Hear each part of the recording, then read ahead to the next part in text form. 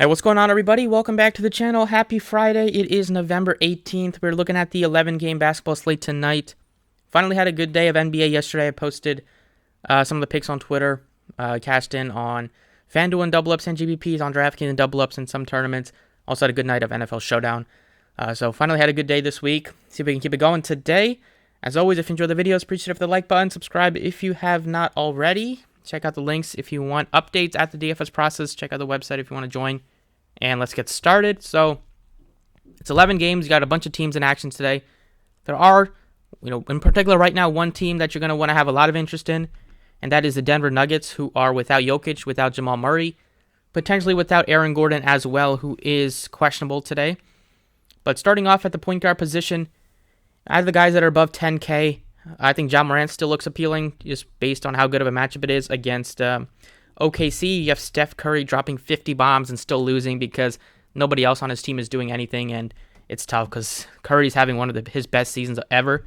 53%, almost 45% from three, and 93% from the free throw line, and they're still struggling in the West. And then SGA continues to just dominate. He's 99, but he still looks great. So those would be the three that I'd really like to pay up for. Don't want to pay up 12-7 for Luka when you have so many other great guys that are a lot cheaper that can still get you 60-plus fantasy points. Going down in the mid-range a bit, not going to pay 9K for Garland, not really going to look at 9K for Donovan Mitchell. 7K range, keep an eye on Chris Paul. If he's out, then you can continue to go with Cam Payne, who's just been doing great. It's not the easiest spot going into Utah.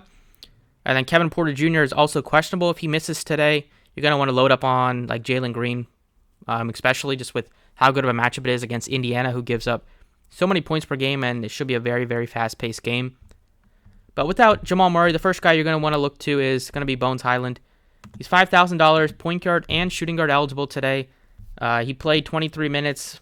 He's been kind of like their sixth man this year, and now he's going to jump into the starting lineup. He gives you a lot of talent, a lot of upside. Should give you assist opportunities a lot. He's been knocking down the three at a crazy good rate this year, shooting the three 50%, and he's shooting under 40% from the floor. So if he can shore up some of the layups, some of the two-point shots, I mean, he's going to be would have been one of the most efficient players in the league at this point. But definitely love him at the point guard spot. Over at shooting guard, you have Devin Booker at 94. I mean, he looks okay depending on the Chris Paul news. If Paul is in, I don't want to pay that much for him today, but if Paul's out, you definitely can look to Devin Booker. We know Desmond Bane is still out, so it's just going to benefit like Dylan Brooks, Ja Morant, and Jaren Jackson is back. He played one game, played about 25 minutes, which was good to see at least. He struggled shooting, but he did give you 5 blocks, so we know all the talent that Jaren Jackson can give you and all the upside that he'll give you day in and day out as long as he stays out of foul trouble. But right now at shooting guard, you have Jalen Green, who looks really appealing. I like Ivy as well at 64 against the Lakers, even though it's a back-to-back. Those are my two favorites in the mid-6K range. You can even look to Josh Giddey. Right now, I plugged in Jalen Green. Just if there is no Kevin Porter Jr., I'm going to want to have him. It's an 8 o'clock start, so hopefully we'll know that news by 7. But he's starting to really become consistent last 2 weeks or so. Lots of 30s. You see a lot of 40s recently for him. He has over 44 in 3 out of the last 5 games, and he shoots a lot. He's been efficient for the most part, except for the last game against Dallas, and he's really starting to contribute with rebounds and assists, which is good to see. So he's not just going to be scoring dependent. He's done a lot better at home games, averaging like 6 more points so far this year. It's only been 4 games at home, but he's done a little bit better and shooting a lot more efficiently. And going up against the Pacers, who give up almost 117 points per game for a team that already scores a lot in the Rockets and plays at a fast pace, it's going to be a good spot to try to get to Jalen Green. Over at small forward is where we'll probably look to another Denver Nugget or so. You only have one main pay up, and that's Jason Tatum, who looks fine, but you can go down to Brown if you wanted to get at one piece of the Celtics. It'd be a little bit interesting to see if Smart and or Brogdon is back today. If they're both back, then it takes a little bit less usage for those two guys there. But right now, the position isn't super deep at the top end. Rozier looks okay, but he's already almost 8,000. He's not that nicely priced.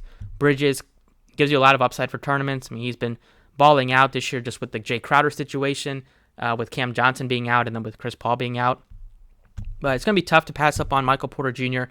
I know he burned a lot of people, burned myself the other day as well against the Knicks, where he just shot 1 of 8 without Gordon there and without Jokic, only 5 points. Just didn't have a shot falling. But now it's in Dallas. Now, not only is Jokic out, but Jamal Murray is out, and potentially Gordon will be out again. So even if Gordon is in, it's not going to impact Porter too much. It'll just impact like Jeff Green's minutes a little bit. Maybe they'll go smaller with like Gordon at center, so it could impact DeAndre Jordan. But I'm going to take another shot at Michael Porter. If he burns me, he burns me. But this is the sort of spot where you're going to want to jump on him. Guys in the 5K range here would be like Bruce Brown, who I still like. He comes off the bench, but he's going to play good minutes. If they want to go small, then you'll probably see more minutes at like the 3. And he can give you rebounding opportunities, give you some assist opportunities, and he won't shoot a ton, but if he shoots double-digit times, you'll call that a plus.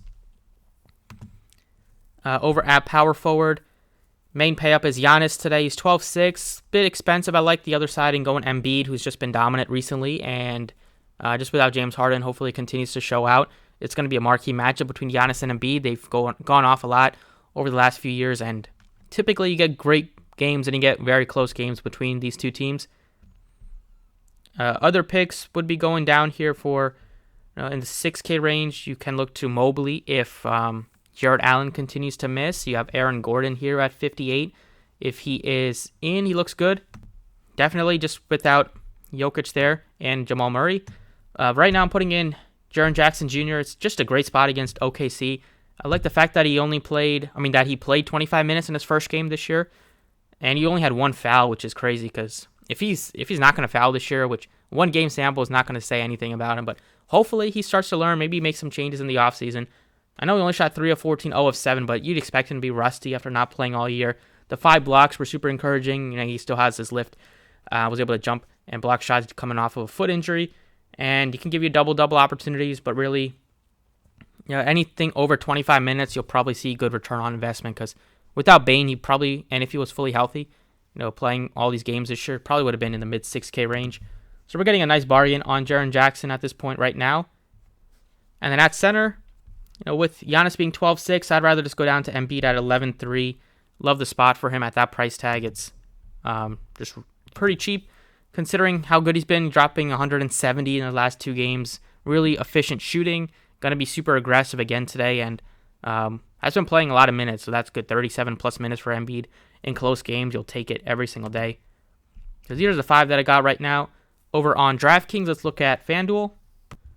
And over on FanDuel, have the picks on the screen. Pretty similar type of build on both sites right now. Bones Highland at the point guard spot at 58 is just super cheap. Same type of guys that are expensive. I still prefer like Morant and I think Curry still. You can look to him just with how good he's been. But don't know if I'll pay all the way up at point guard. I like Bones Highland's price tag at 58. A shooting guard, Jalen Green looks great at 65. You have Campaign down here at 6,000. So those would be the 2 that look really appealing depending on the Chris Paul news for some of the Suns guys. Small forward, you're going to look to definitely Michael Porter Jr. You could look to like Bruce Brown here. Potentially like Jeff Green if there is no Aaron Gordon. Power forward is not the deepest position besides like Giannis all the way up there at 11.5. If LeBron plays, don't know if I want to get to 11,000 for Davis today at all. But you have some guys questionable here, so it'll be interesting to see who plays and who's not. But I like Miles Turner a bit at 78. It's just a dream matchup going up against the Rockets. Wouldn't be surprising if he has like 4 or 5 blocks today.